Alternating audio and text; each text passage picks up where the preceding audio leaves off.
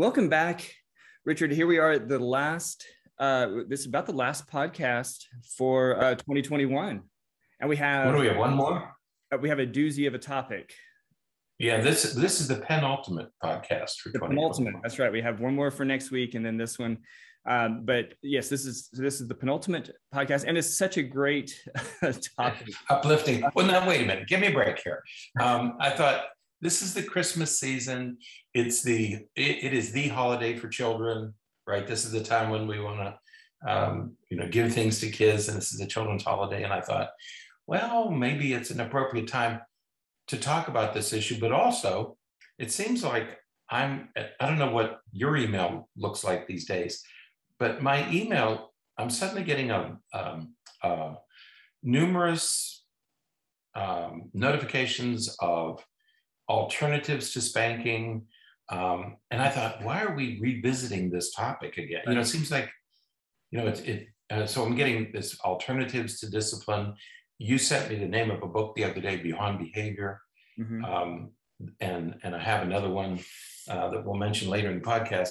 And I thought, why is all this stuff coming up now? And schools are in crisis and they have to come up with different approaches.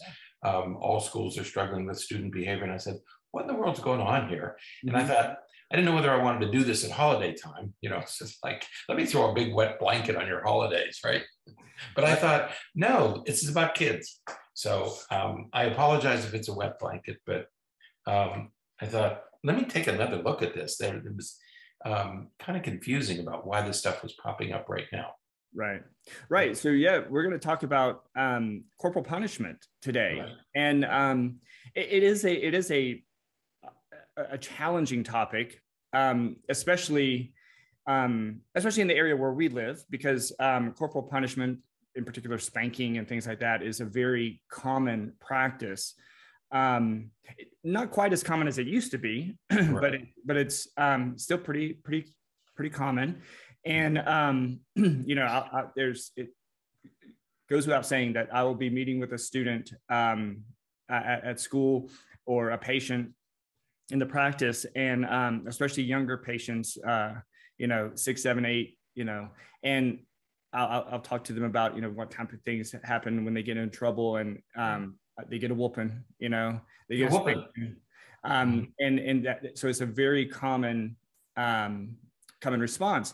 And so I think that talking about it is important because, if we just think about schools, the challenge is we don't spank at schools, not around here, not in the schools that I work in, at least. There are some schools where that still happens. We'll talk about that in a few minutes. But, right. Then, so what do we do in schools? Because we don't do that. And so, for reasons that we'll talk about in just a few minutes, the problems with spanking, it ties our hands a little bit, and makes things a little bit difficult for us. So we need some new alternatives. But if you're told you can't spank, mm-hmm. you can't paddle kids, right. then it forces you to come up with alternatives. Right. Okay. That's the advantage of banning it. When you say you get in residential treatment centers, and I think in juvenile detention centers, you can't, there's a law against, you can still restrain if you have to, but there's some law about that. Right. Because if you can't do these things, if you can't use corporal punishment, if you can't use solitary confinement, mm-hmm. the Supreme Court, I don't think they've made a ruling yet, but they're discussing maybe solitary confinement is cruel and unusual punishment, So if you can't do that, then it forces you to come up with alternatives, that's the advantage of banning. And I was struck when I ran into this article because I thought, why is this? Because this article first appeared this month, and it was called Ending Corporal Punishment of Children, written by a professor of psychology at Notre Dame. Mm-hmm. So I thought, okay, here's a person who obviously knows about this topic. Why is it coming up again? Right. But the other reason it was of interest to us is because you and I are constantly asked by parents and teachers, what should I do about this? Mm-hmm. What should we do with these kids? And you and I think I don't mean to, I will speak for both of us because we've talked about this a number of times. Mm-hmm. Corporal punishment is one of the types of what we call mindless discipline. Right. That and we believe that corporal punishment, along with other types of mindless discipline, such as the code of conduct violations that get kids in trouble in school, those are an abdication of good parenting and good teaching. When you have to resort to hitting people, you're sort of abdicating your role as a parent or an educator. We'll talk about that later. Because many of the current approaches that we're using in schools today are ineffective. It doesn't matter what school you go to. People are complaining that kids are out of control. Right. And nobody quite knows what to do. And they keep asking the question, is this just increased bad behavior, or is this mental illness? Or those are the questions we're being asked. Right. And so for those three reasons, this notion of ending corporal punishment is of interest to us, certainly. Right. And you know, you mentioned that it's ineffective and it's harmful. And the idea that it really makes me pause and think hard about the way that we are these days. And it makes me sound like an old man or something, but right. Well, these days, but you know, people will say, well, you know, if we brought spanking back to schools, that would change things. You hear it all the time. But at the same time, we don't want, there are parents who don't want the schools teaching their kids about health lessons and, you know, sex education and things like that, but they want the school to spank their kids. But you can hit them. You know, you can't teach them. But you can't teach them about relationships and reproduction and things like that. It just is so confusing. That dichotomy is like, it's just very paradoxical to me. That's right. And I want to emphasize that. I'm glad you raised the point, because here we are banning things. Right. Let's ban corporal. It's okay to hit them, but you can't let them read these books. Well, but I think that the other part of it is that the fact that people will say, well, if you just brought paddling back to schools, that would make a difference. That in and of itself is proof that spanking isn't effective, because if it was effective, it would generalize. Right. We'd all be doing it. But if you spanking your kid at home truly changed behavior, we wouldn't have that behavior at school. True. Because the kid would know, oh, I got a spanking about this, so I shouldn't behave like this. But it's not effective. It's not generalizable. Right. And so that's why we still have the behavior at school. So it's sort of at the same time as proof that spanking and corporal punishment isn't effective. No, it's not. And if it's not effective, and it is cruel and it's not effective, well, let's get rid of it. Okay, why keep it around? Right. So she begins her article by saying that in 1980, only one country banned corporal punishment. And by 2021, 62 countries have banned it. And so I thought, oh, wonder what those 62 countries are. And so I began looking into that literature, right, and found this article written earlier this year by, it's this huge organization called the Global Partnership to End Violence Against Children. It's, as you might imagine, it's a group of 8 organizations: American Academy of Pediatrics, Council for Exceptional Children, and some individuals who have gotten together. There's a large organization, like 500 members. And they have, they recently, in April of this year, published an article called "Prohibiting All Corporal Punishment of Children, Laying the Foundation for Nonviolent Childhoods."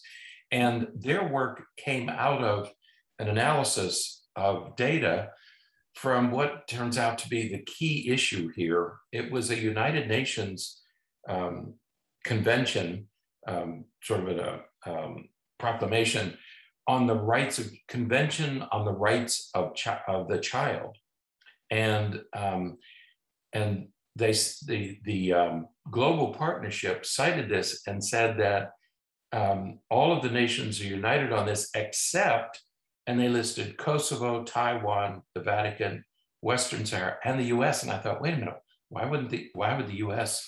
be on this list? Why aren't they part of this? So I was interested to see where does the US stand on this? Why aren't we promoting this? Why aren't we part of this movement to prohibit corporal punishment of children?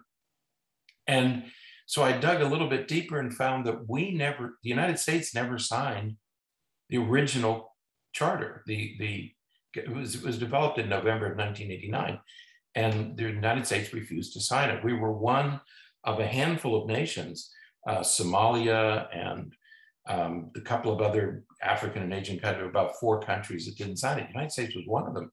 And it wasn't signed until February of 1995 when Bill Clinton was president. He finally signed it. But as of today, as of December 2021, it still hasn't been ratified. The United States has not ever really joined to agree to end the corporal punishment of children. Okay? Right. So even though it was originally chartered in '89 and President Clinton signed it in '95, it hasn't been ratified and really put into any action in the United States since then. That's right. That's right. As of today. Right. Okay. And there's a little quote here, and I don't want to read the whole thing, but they taught this organization called the Humanium. The Convention on the Rights of the Child, that's abbreviated CRC, is one of the most widely approved and ratified treaties on human rights in history. And they go on to say what it does and how it protects children, and that it recognizes the right of every child to grow socially, mentally, and physically to the best of their potential. And it's all about the well-being and the protection of children. And it's sort of this kind of language that's used with any other type of either civil rights or women's rights or the rights of immigrants. It's sort of a rights issue that children should have the same rights as others. And right now, they really don't. Right. Children don't have the rights of others. Now, some people say, well, they shouldn't have those rights. No, they really should have those rights. Why would you deny children any of the rights that you deny adults? Right. Yeah. And so, Congress has resisted the pressure to ratify it. And primarily because they feel as though it would limit U.S. sovereignty and sort of weaken parental authority over religious and sexual education and some of those types of things. Now, where have we heard that before? Right. Yeah, we talked about some of that just a couple of weeks ago when we were talking about critical race theory and some of the other issues that are happening and that we're focusing on in education instead of some of the legal issues. So yeah, we have this tendency here in the United States, of course, to be very to resist thinking about sort of the global, the more broad concerns and issues, and it's really difficult to understand.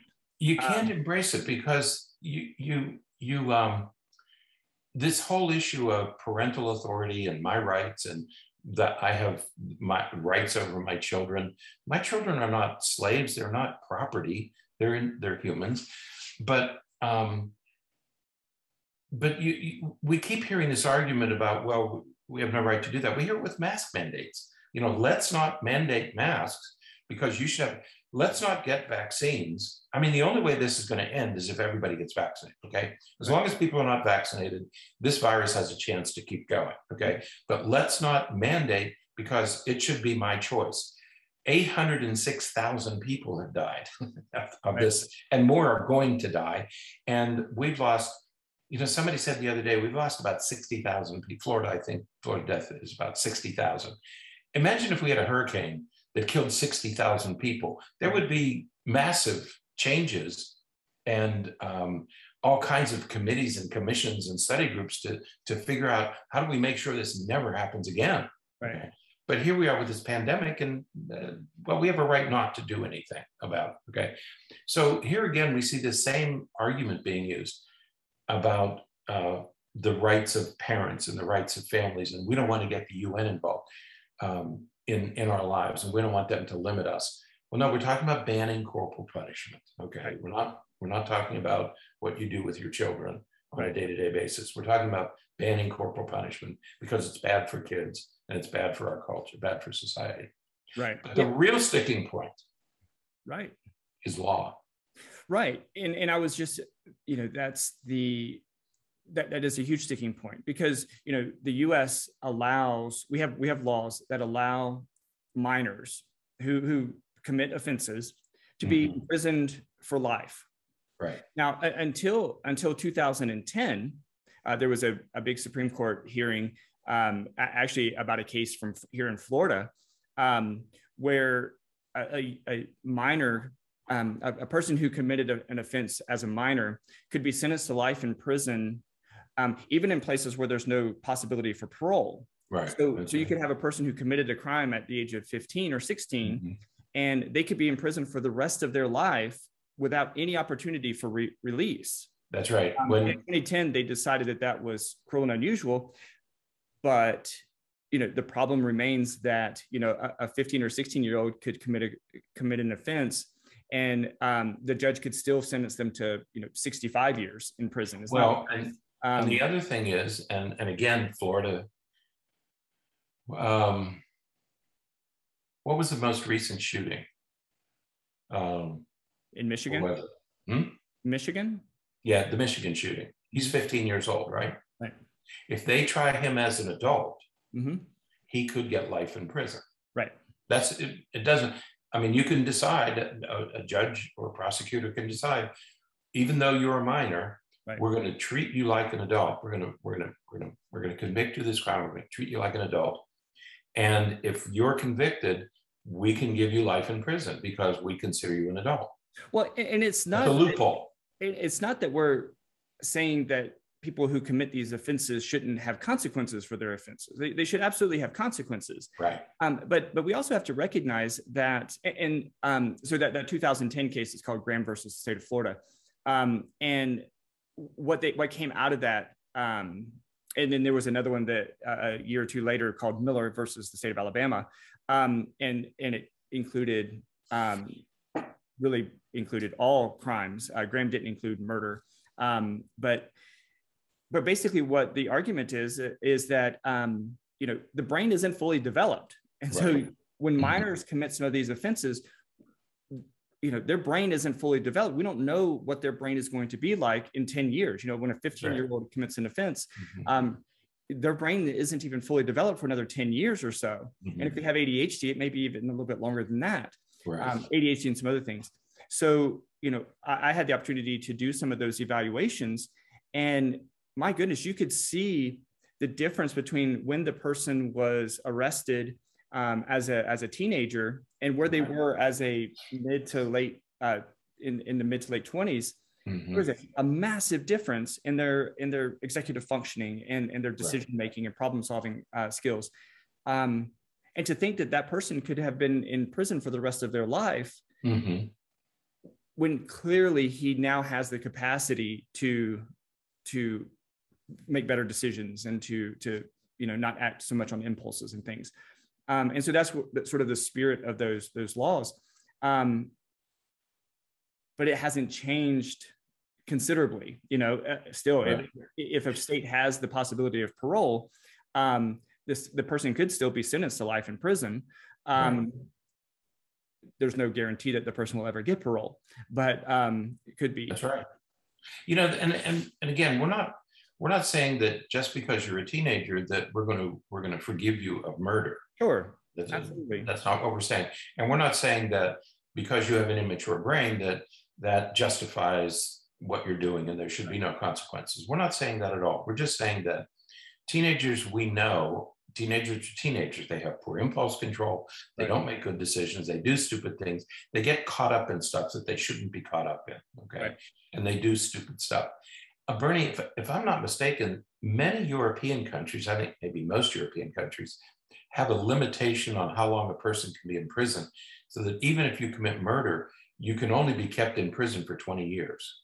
I think there are some, I think England is one of those countries that, and I'd have to look to make sure, but there is no such thing as life in prison, okay, because it doesn't do much good. But we in the United States, we allow life imprisonment for minors. And if we were to ratify this, if we were to agree to the convention, the CRC, we'd have to do away with that, because that's one of the things that they prohibit. Also, 30%, 1 out of 3 states in the United States still allow corporal punishment in schools and other settings. And other settings would include a number of places, but it's mainly in schools. And again, we would have to do away with that. So 30% of our states, about 20-some states and 27 states, would have to do away with corporal punishment. Right. And they don't want to do that. Nobody has the political will to say, hey, look, it's worth it. Let's get rid of corporal punishment. So the bigger reason, I mean, we can say we're going to give up our parent rights and you're not going to, but the bigger reason is we'd have to change some of the legal system, some of our laws as they relate to children and teenagers. Okay. So we'd have to agree to do that. But so the United States has resisted because we insist on using corporal punishment. And what we want to add here, I think what you and I are adding is, and other forms of abusive methods to control and punish children. So we're not just saying corporal punishment, we're also talking emotional abuse, verbal abuse, and other sort of draconian, punitive ways that we punish children for their misbehavior. So we're not just talking about corporal punishment. There's a whole cluster of draconian methods that we use in this country that we would like to see come to an end. Right. Absolutely. And, and when we think about, just the billion or so kids, minors, individuals between from birth to 17 or so, that is a huge portion of the population. 1 billion people are between those ages. And when you think about that number of kids, and then the idea that, my goodness, 80% or so experience some form of violence in the home. Yeah. Right. That was astonishing to me. Right. Children it is 4 out of 5 children ages 2 to 14 are violently disciplined in homes. Right. And COVID has made this worse. Right. Because now those kids are, because they're home more. Because they're home more. And if they get bruised or have marks on them, they're not going to school for anybody to see. Right. Okay? So it's not only tolerated, but COVID has made the whole thing worse. Right. Kids who were being abused before are really suffering since COVID. Absolutely. Now we have a definition here, and I think everybody realizes that when we talk about corporal punishment, and this is from the Committee on the Rights of the Child. This is that same group. Corporal punishment is physical force that is used and intended to cause some degree of pain or discomfort. Right. Okay. Some degree. Mm-hmm. And then they say, however light. There is no abuse light here. Right. And they talk about that throughout. So it says it's intended to cause some degree of pain or discomfort, however light, as well as other non-physical forms of punishment that are also cruel and degrading. Right. So it's not just hitting. Right. And that's the definition from that CRC, that Committee on the Rights of the Child. That's right. That's right. And that definition has been around for a while. Yes. Yeah. 1989. Yeah. Now, I had a student one time, a graduate student from a country in Asia. That's all I want to say. And caning, hitting with a stick, was allowed in their schools. He taught either middle school or high school. And he decided that it seemed cruel to him. Obviously he was thinking, he came to this country to get a master's in education or counseling or something, I think counseling. So he was obviously attuned to the effects of caning.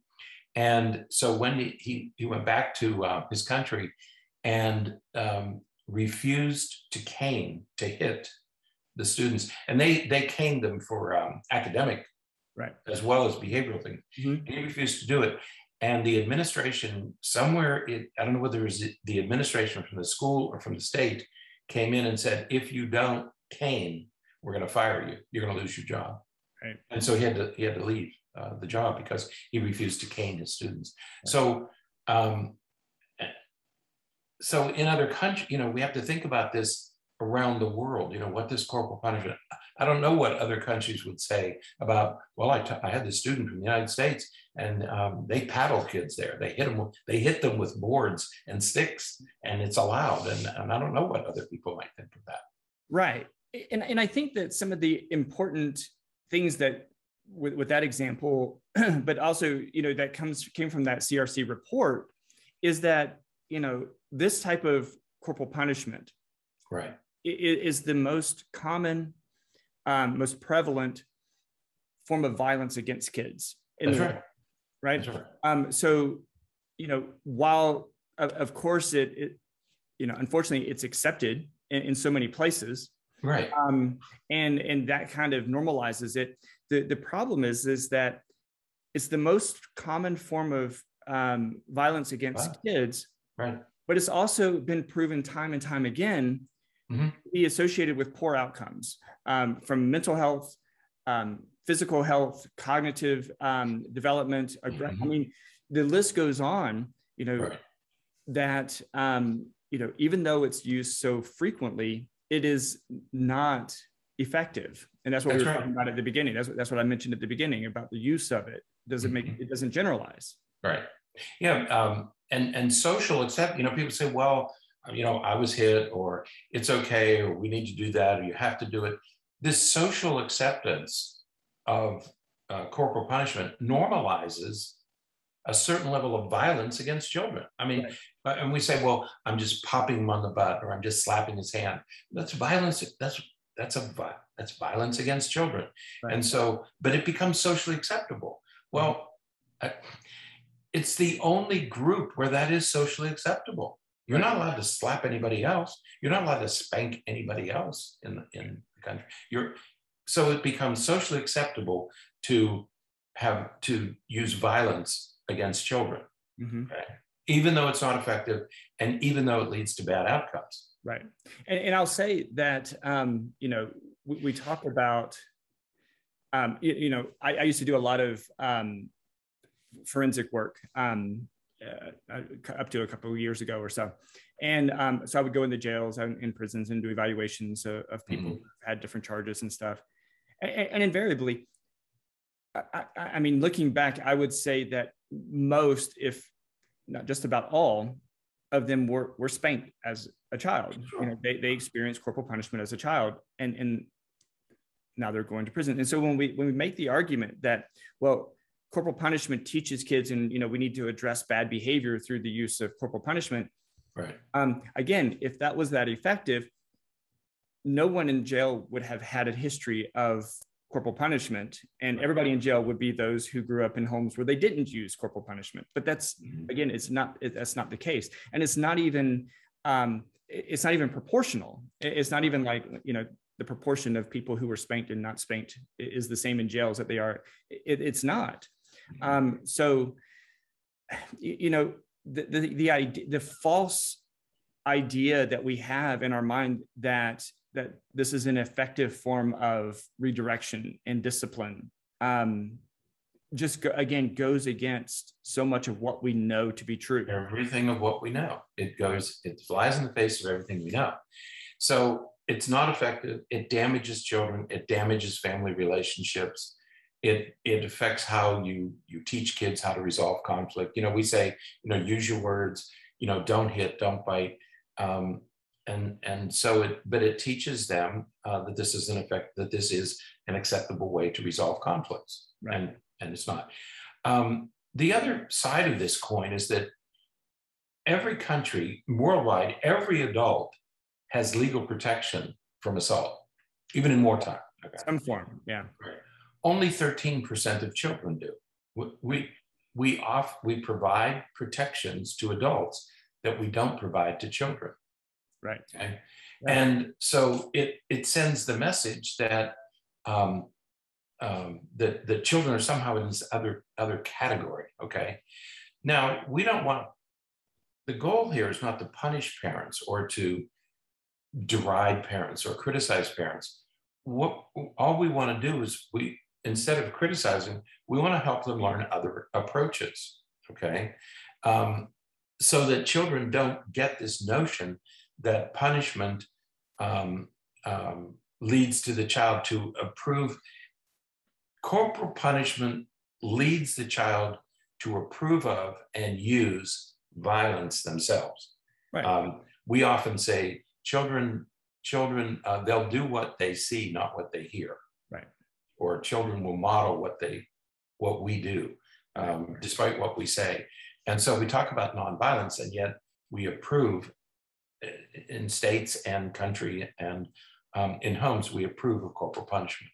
And you know, we might even need to add that sometimes it's a passive approval. Yeah, right. We're not passive acceptance. Right. Nobody's saying, you know, you won't. There are not many politicians who will go on the air and say, well, I think that every parent should spank their kid.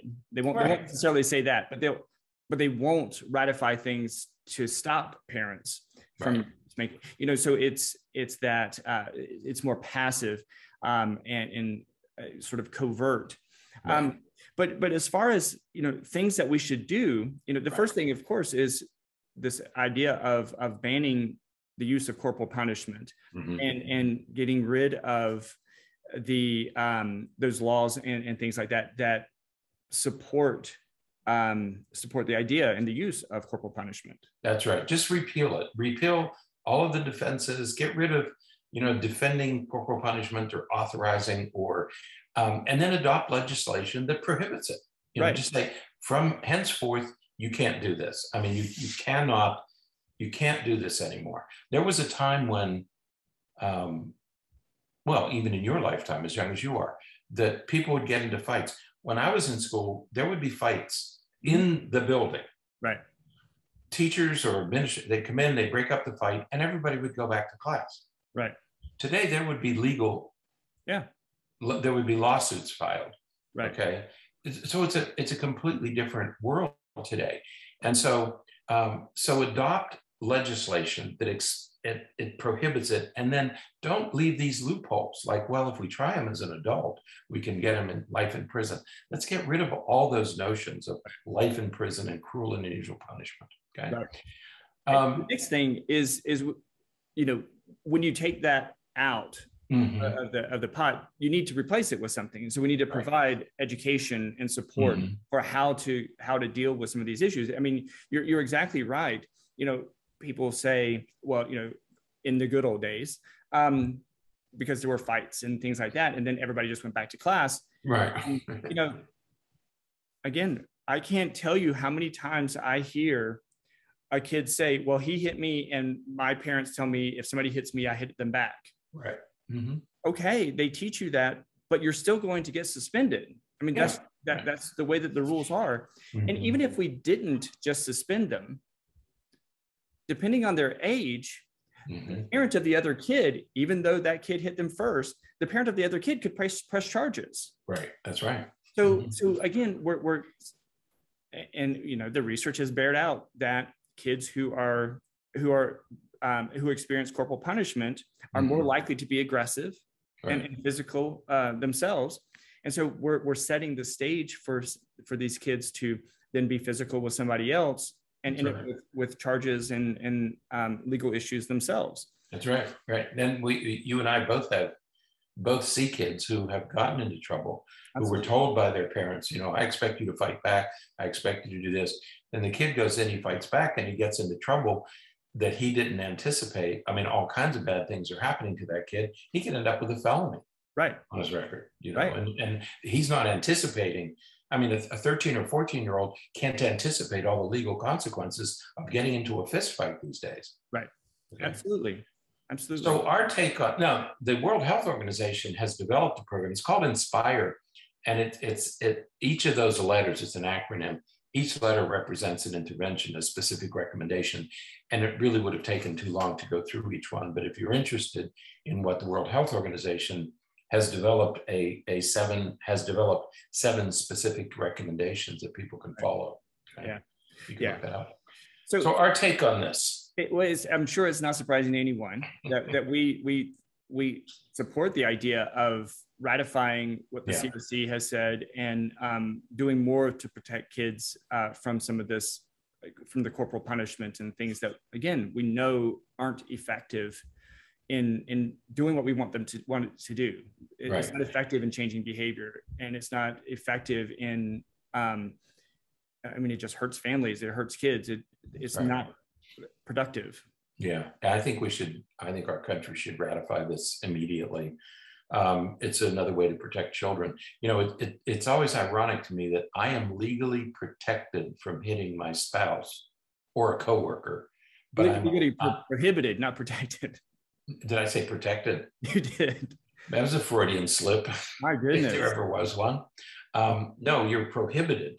Right. I mean, legally, if I touch my wife, I can be arrested for domestic violence. I mean, so she is legally protected from any harm, but yet I'm allowed and sometimes encouraged to hit my children.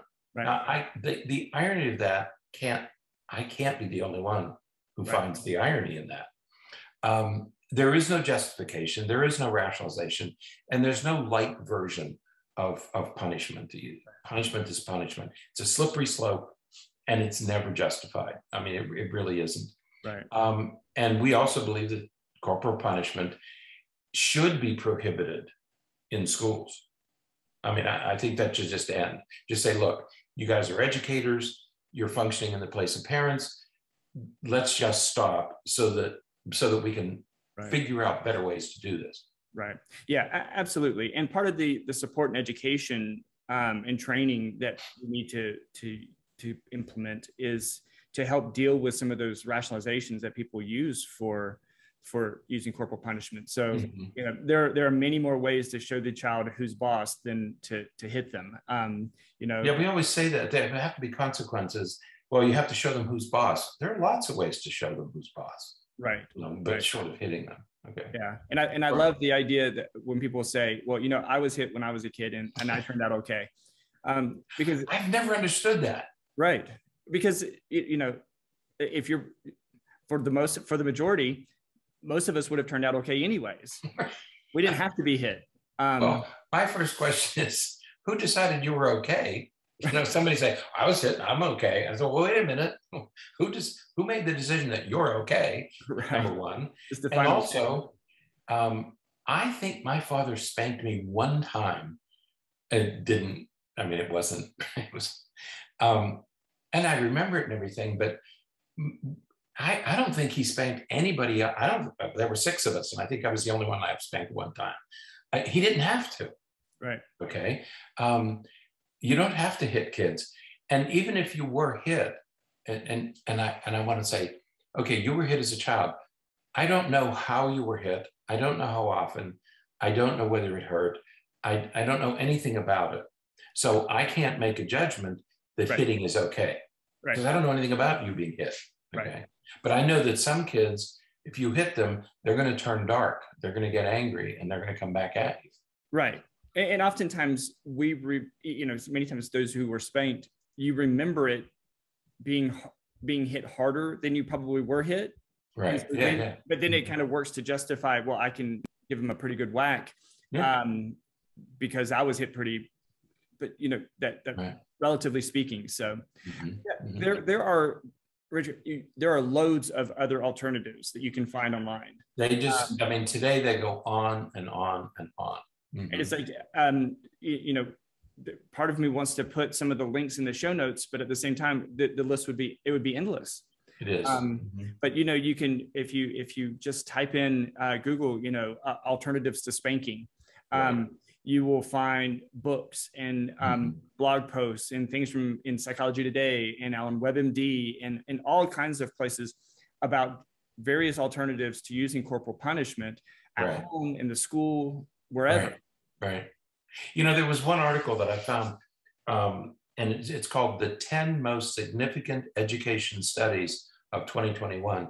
It was published by Edutopia, which is a company started by, I forgot his name now. He was one of the Apple founders.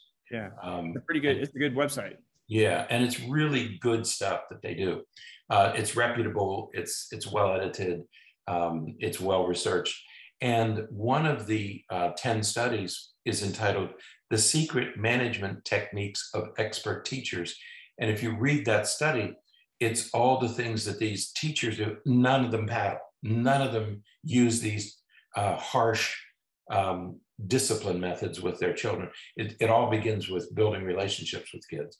So no matter how you do this, no matter how you look at it, and I mentioned earlier the book that you told me about, Beyond Behavior. Right. Okay. So many useful things in that book, and just it changes your whole philosophy. And there's another book called Honey, I Wrecked the Kids, very similar to Beyond Behavior. Yeah. These books are out there, and they're really helpful, and there really are a number of numerous, hundreds of alternatives to corporal punishment. Right. Yeah. And when you start listening to or reading some of those resources, you start to get a different appreciation for the consequences of corporal punishment. And it really kind of guides you further and further on that side of, maybe it's something that we should get rid of. So, parenting is an activity that needs to be done when you're calm. Right. And if you're hitting and getting angry, you hit when you get angry. You hit when you're trying to force somebody to do something. And that really has to be taken out of teaching and parenting. It should be a calm activity, a reasonable, intelligent activity. And when you get physical, everything drops, everything gets lowered. Absolutely. So we strongly encourage all of our listeners to search for some of that stuff. I'll put a few links in the show notes just so that you can get started. But we need to continue to impress upon each other the importance of banning and getting rid of the idea and use of corporal punishment, so that we can so that we can do better by ourselves, but also better by our children. Teaching them better strategies for dealing with their own feelings and own experiences, and do so through modeling and through the demonstration of healthy ways for managing conflict and problems and issues. Yeah, I think that, and I'm somebody has to take the lead here. Our country should take the lead. Moral leadership. We're the beacon of good stuff, and we should take a position. We should be have moral leadership. And the fact that we're not taking a leading role is a bit striking to me. That our country isn't. We have gone through several years with the pandemic of arguing about masks and vaccines and all that stuff. And yet we don't ban corporal punishment. We want, I don't understand that. And now we have citizens kind of spying on each other and preying on each other. They're encouraged to report people to the government to get punished and fined. In Florida, the most recent one is that if a school district even hints at teaching critical race theory, that district school board can be fined. Monetary fines can be levied, and there are laws going through Florida's legislature to ban the teaching of critical race theory. It's okay. Again, it's okay to paddle kids, but let's not teach critical race theory. It's not about critical race theory. It's why ban critical race theory and allow corporal punishment. Right. But it's a win-win. There's an irony that jumped in my head was the irony is that often the most typical kids to get spanked at school are Black males. Yeah. We can't teach about critical race theory and talk about institutional racism, but we want to do corporal punishment, which focuses on that group of children. That's most of the kids who get expelled from school are Black males. Yeah. But let's not talk about those issues. In most districts, Black kids make up about 18 to 20%, 23% of the student population, but 60 or 70% of suspension and expulsion. There's some reason why that is occurring, but let's not talk about it. Let's not discuss it. let's levy fines against districts that try to investigate that topic. Absolutely. And then, but to me, it's a win-win. When we talk about banning corporal punishment, don't be afraid. People are so afraid of not being allowed to hit. If we ban corporal punishment, that's a win for children. And it also gives us the opportunity we're forcing ourselves to develop better alternatives. Right. So to me, it's a win-win. You get rid of the thing that's not working and that is cruel, and you open the door to developing more effective ways of dealing with children. Absolutely. Absolutely. And that's at home and at school. And home and school, right. We really need to be doing some better things at schools. So right. Yeah, we have to become better at dealing with kids. The other thing is that maybe a generation ago, I don't know, Berney, I'm 2 generations removed. You're 1 generation removed. But maybe spanking did work when I don't think it did, but there weren't that many kids who were paddled in school. It was always boys. And they were the same boys, the same group, the same 3 or 4 got paddled repeatedly. But maybe it worked then. It's not going to work today. Right. I mean, it's a different world that we live in, you know? And so paddling may have had a place 2 or 3 generations ago. It doesn't have a place today. It is a different world. And these kids are different, and we have to come up with better ways of dealing with them. Absolutely. So, all right. Well, I think that's it for today. I hope you have a Merry Christmas. Oh, that's next week, isn't it? That's a week from yesterday. Yes. Why does Chris, it always sneaks up on me. Does it? I mean, it's like every year right before. Cassie, if you're listening, Miss Cassie, if you're listening to this, I apologize. But it's like a week away, and I'm 5-6 days away. And I'm thinking, oh, darn, here it is again, And I'm not ready. Are you ready? Who knows? What? Why not? You're not ready. Well, you have your tree up. I do have my. Did you ever decorate your tree? No. I do have lights on it. Yeah. Well, I have lights on it. I just don't have any ornaments. But where's the lights? Well, the remote's over there, but they're on it. I figured it would be distracting if they were on behind me. So digital. Okay. So. Well, yes. Have a Merry Christmas. I don't mind saying that. So yeah, have a Merry Christmas if you can. It's going to be another strange Christmas. Yes. This is pandemic Christmas number 2. Yep. So be safe. Be safe. Okay. Yeah. All right. So that's it for today. Until next time, stay happy, stay healthy, and forget to be afraid.